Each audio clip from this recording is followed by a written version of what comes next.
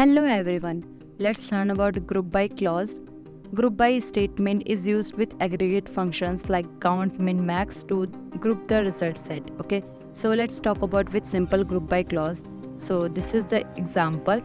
Open your terminal. So this is the students table. I'm writing here query, select name, comma, count, enter your aggregate function. So I'm writing here count, in bracket enter your column name, select name comma count roll number from students, and just write here group by keyword and enter your column name. So I'm writing here group by name. So this will group name column.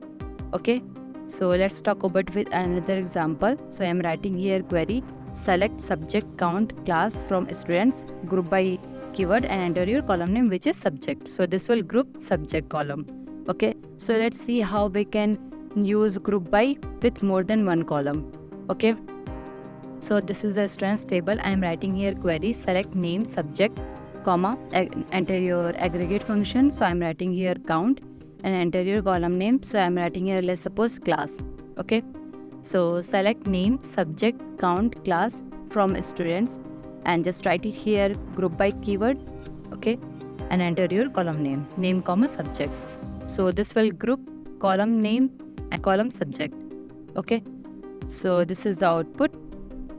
So let's talk about with group by with order by clause, how we can use order by clause in group by. Okay, so open your terminal. So here is the employees table. I'm writing here query, select city comma, let's suppose average, in bracket enter your annual salary as salary from employees. Okay, and I'm writing here group by keyword, group by city, and just write it here order by keyword. So I'm writing here order by city and DESC, which is descending order. Okay, so here is showing it will group city column in descending order.